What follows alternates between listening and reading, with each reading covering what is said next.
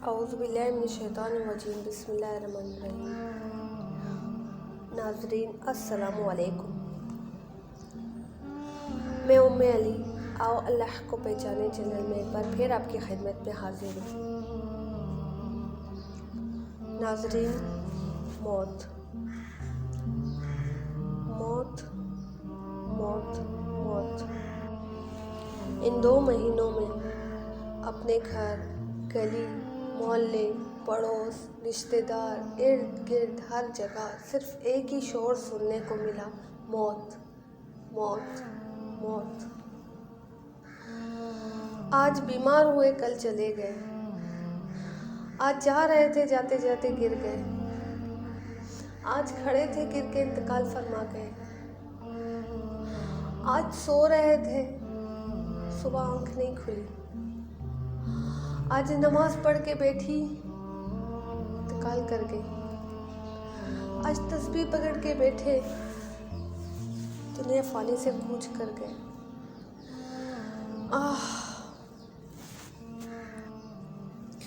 चारों तरफ मौत की आवाज़ें हैं, हर तरफ मौत और मौत है। अल्लाह ताला फरमाता है, जब मैं मौत की कसरत कर दूँ तो तुम इस्तग़फ़ार की कसरत करो, क्योंकि मौत एक अटल हकीकत है। कुल्लु नफ्सिन ज़ाइक़तुल मौत, हर जी को चखनी है मौत। सबसे पहले तो मौत के मंजर से कुछ पेश करती हूँ। औज़ुबिल्लाहिमिनश्शैतानिर्रजीम बिस्मिल्लाहिर्रहमानिर्रहीम। तमाम तारीफ़ें उसी अल्लाह के लिए हैं जिसने बड़े बड़े ज़ालिम और जाबिर लोगों की गर्दनें मौत से मरोड़ दी और ऊंचे ऊंचे तख्तों पर अकड़ कर बैठने वाले बादशाहों की कमरें तोड़ दी और बड़े बड़े ख़जानों के मालिकों की उम्मीदें मौत से ख़त्म कर दी। ये सब लोग ऐसे थे जो मौत के ज़िक्र से भी नफ़रत करते थे, लेकिन अल्लाह का जब वादा मौत का वक्त करीब आया तो उनको गड्ढे में डाल दिया और ऊंचे ऊंचे महलों से ज़मीन के नीचे पहुंचा दिया। बिजली और कमकमों की रोशनी से नर्म बिस्तरों से कब्र के अंधेरे में पहुंचा दिया। गुलामों और बांदियों से खेलने की बजाय ज़मीन के कीड़ों के हवाले कर दिया और अच्छे अच्छे खाने और पीने में लुत्फ़ हासिल करने की बजाय खाक में लौटने लगे और दोस्तों की मजलिस की बजाय तन्हाई की वहशत में गिरफ्तार हो गए। बस क्या उन लोगों ने किसी मजबूत किले के ज़रिए मौत से अपनी हिफाजत कर ली? इससे बचने के लिए कोई दूसरा ज़रिया इख्तियार कर लिया? बस वो ज़ात पाक है जिसके कहर और ग़लबे में दूसरा कोई शरीक नहीं और हमेशा रहने के लिए सिर्फ उसी की तन्हा ज़ात है, कोई उसकी मिसल नहीं। बस जब मौत हर शख्स को पेश आने वाली है और मिट्टी में जाकर मिलना है और कब्र के कीड़ों का साथी बनना है और मुनकिर नकीर से वास्ता पड़ना है और ज़मीन के नीचे मुद्दतों रहना है और वहाँ बहुत तवील तक ठिकाना है, फिर क़यामत का सख्त मंजर देखना है। इसके बाद मालूम नहीं जन्नत में जाना है या दोज़ख ठिकाना है।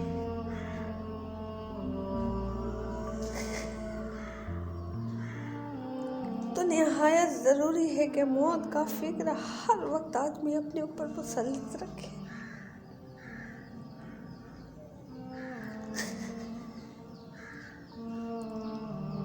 नाज़रीन, दुनिया की ज़िंदगी चाहे कितनी ही ज़्यादा हो जाए, बहरहाल ख़त्म होने वाली है। उसका मालूम मता चाहे कितना ही ज़्यादा हो जाए, एक दिन छूटने वाला है।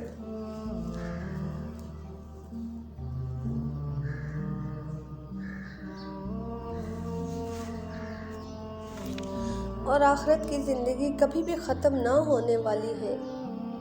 इसकी नेमतें हमेशा हमेशा रहने वाली हैं। ऐसी हालत में खुली हुई बात है कि आदमी में अगर ज़रा सी भी अक्ल हो तो ऐसी चीज़ को इख्तियार करना चाहिए जो हमेशा पास रहेगी। ऐसी चीज़ के पीछे पड़ना जो किसी तरह भी हमेशा पास नहीं रह सकती, बेवकूफ़ी की इंतहा है। मगर हम लोगों की अक्ल पर गफलत का पर्दा पड़ा हुआ है। इस स्टेशन के वेटिंग रूम की जीनत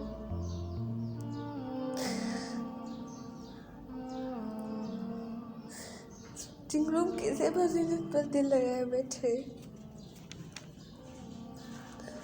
और कयाम सिर्फ इतना है कि जब रेलगाड़ी आ जाए उस पर सवार हो जाना।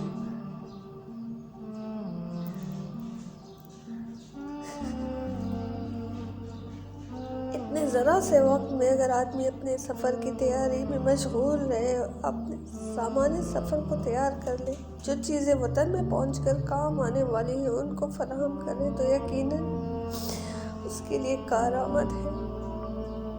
वो अपने कीमती वक्त और थोड़ी सी फुर्सत वहाँ के सैर सपाटों में खर्च कर दे, अपना सामान बिखरा पड़ा रहे और खुद वेटिंग रूम की सफाई और उसकी फर्नीचर को करीने से रखने में लग जाए। इससे बढ़कर हिमाकत ये करे कि इसमें लटकाने के वास्ते आईने और नक्शे खरीदने में लग जाए, तो अपना सामान भी खोएगा और मता भी ज़ाया कर देगा।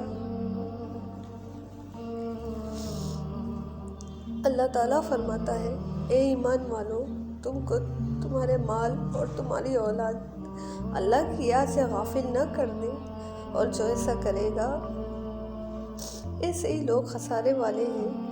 और जो कुछ अल्लाह ताला ने तुमको दिया है उसमें से इससे पहले खर्च कर लो कि तुम में से किसी की मौत का वक्त आ जाए और वो कहने लगे, ए मेरे रब, मुझको थोड़े दिन की मोहलत और क्यों ना दी कि मैं खैरात कर देता और नेक लोगों में हो जाता।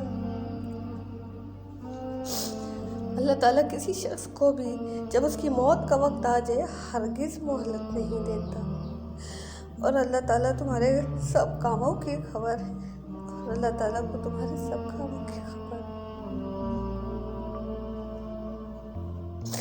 मालो मता की मशगूली, अहलो अयाल की मशगूली ऐसी चीज़ें हैं जो अल्लाह जल्ल शानो के अहकामात की तामील में कोताही का सबब बनती है।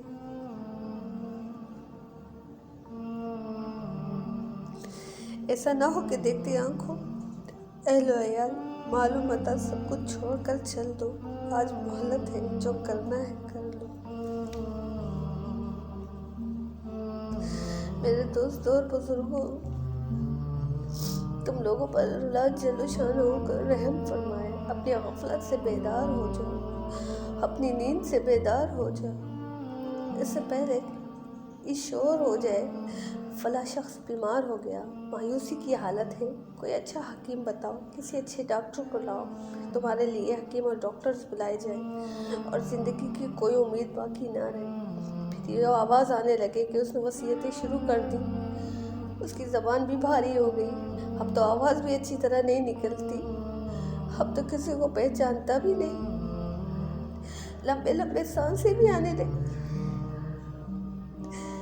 कराह भी बढ़ गई, पलकें भी झुकने लगी।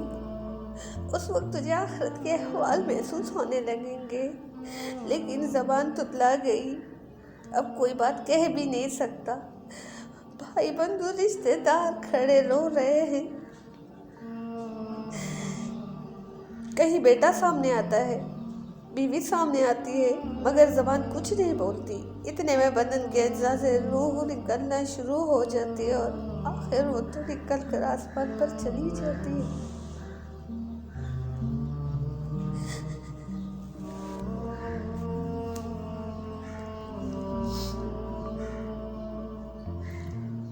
अजीज़ व अकारिब, जल्दी जल्दी दफनाने की तैयारी शुरू कर देते हैं।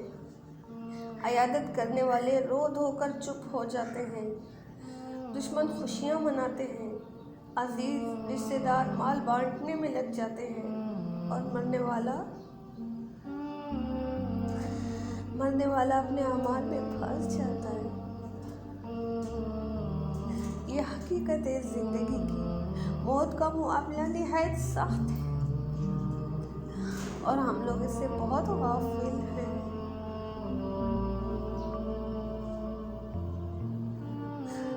अपने मशागिल की वजह से इसका जिक्र ही नहीं करते, अगर करते भी हैं तो महज ज़बानी तज़किरा जो मुफीद नहीं, बल्कि ज़रूरत इसकी है कि दिल को सबसे फारिग करके इस तरह सोचे कि गोया वो सामने है, जिसकी सूरत ये है कि अपने अजीज़ और अकारिब और जाने वाले अहबाब का हाल सोचे कि क्यों करूँ, को चारपाई पर ले जाकर मिट्टी के नीचे दबा दिया,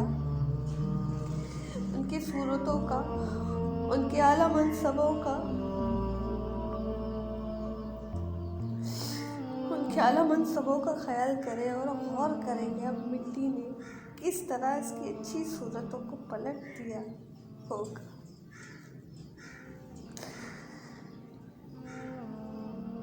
उनके बदन के टुकड़े अलग हो गए होंगे। किस तरह बच्चों को यतीम, बीवी को बेवा और रिश्तेदारों को रोता छोड़कर चल दिए। इनके सामान, उनके माल, उनके कपड़े पड़े रह गए।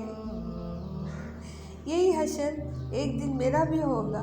किस तरह वो मजलिसों में बैठकर कहकहाए लगाते थे, आज खामोश पड़े। किस तरह दुनिया की लज्जतों में मशगूल थे, आज मिट्टी में मिले पड़े हैं। कैसा मौत को बुलाए रखा था, आज उसका शिकार हो गए। किस तरह जवानी के नशे में थे, आज हाथ अलग पड़ा है, पाँव अलग पड़ा है। ज़बान को कीड़े चिमट रहे हैं, बदन में कीड़े पड़ गए होंगे। क्या खिल खिलाकर हंसते थे, आज दांत गिरे पड़े होंगे। कैसी कैसी तदबीरें सोचते थे, बरसों के सामान सोचते थे, हालांकि मौत सर पर थी। मरने का दिन करीब था, मगर उन्हें मालूम नहीं था, उन्हें मालूम नहीं था कि आज रात को मैं यहाँ नहीं होऊंगा।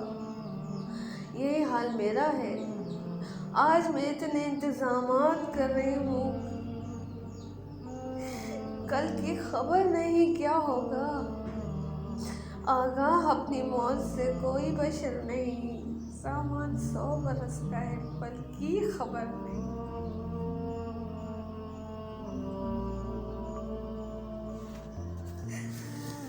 संभल जाए,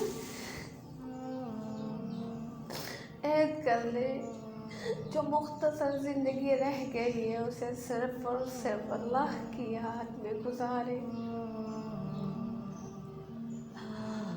अपने गुनाहों पे गौर फरमाए, किस हाल में है इस वक्त, आगे हम किस हाल में ले जाए जाएंगे, हमारे साथ क्या ले जाया जाएगा, क्या होगा हमारे साथ। हमारे नाम अमाल में क्या दर्ज होगा, सोचिए। अपने पंगोड़े से लेकर अब तक सोचिए, कितना वक्त गुजर गया, हमने क्या क्या किया और कितना मुख्तसर वक्त बाकी है। कितना मुख्तसर वक्त बाकी है। पता नहीं ये बयान पूरा होगा, पता नहीं ये बयान अपलोड होगा, पता नहीं कितना वक्त बाकी है हम लोगों का। बहुत थोड़ा, बहुत थोड़ा, बहुत ही थोड़ा।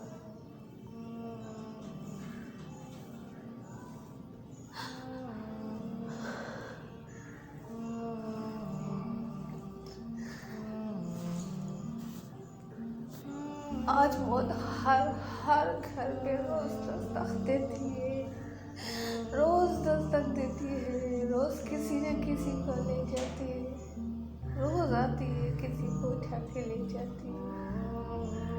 यहाँ सब के वक्त पूरे हो रहे हैं, तेजी से मौतें हो रही है, लोग जा रहे हैं और हम तबसरे कर रहे हैं। हमें इबरत करनी चाहिए, मौत इबरत है तबसरा में।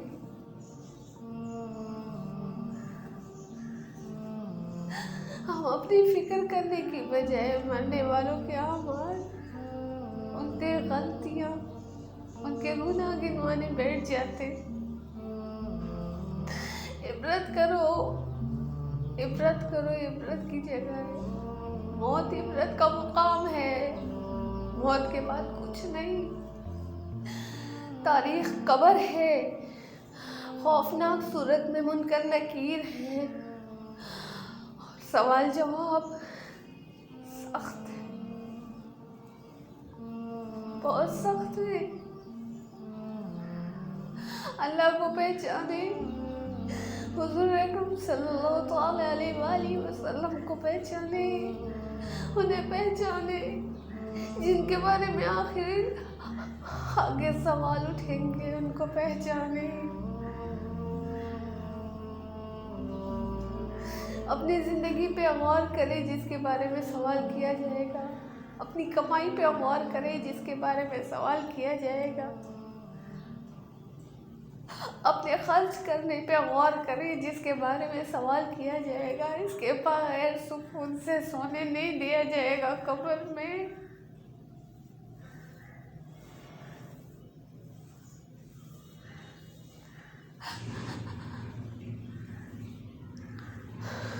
आखिर अल्हम्दुलिल्लाह रब्बिल आलमीन।